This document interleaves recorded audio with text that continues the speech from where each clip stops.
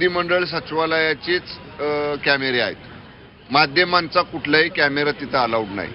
आणि असं असताना जे घडलंच नाही ते कसं चालवता तुम्ही की शिंदे गटाच्या आमदारांमध्ये मंत्र्यांच्या मध्ये वादविवाद झाला?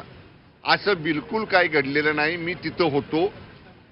एक मंत्री महोदय, एक आमदार महोदय चर्चा त्या ठिकाणी त्यांची चालू होती आणि चर्चा चालू असताना त्यांचा आवाज थोडासा वाढला. याच्या पलीकडे काही झालेलं नाही.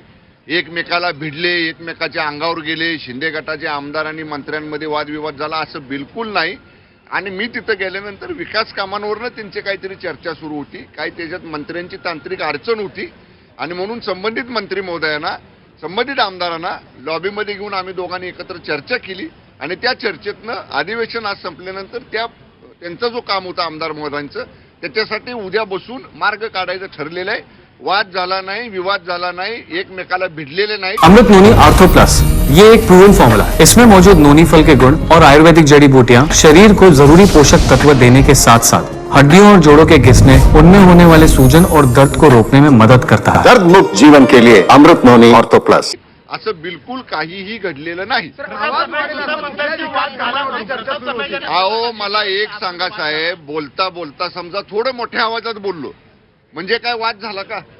समजा बोलता बोलता बाबा हे झालंच पाहिजे, का होत नाही?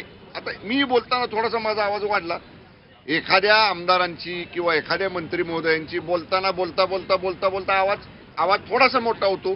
ठीक आहे ना, ते आमदार महोदय त्यांची बाजू मांडायचा प्रयत्न करत होते, पण बिलकुल वादविवाद झालेला नाही, एकमेकाला भिडलेले नाहीत.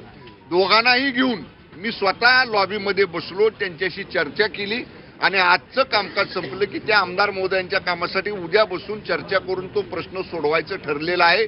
आमच्यात खेळीमेळीचं वातावरण आहे. बिलकुल असा कुठेही एकमेकाला भिडलेला प्रसंग घडलेला नाही.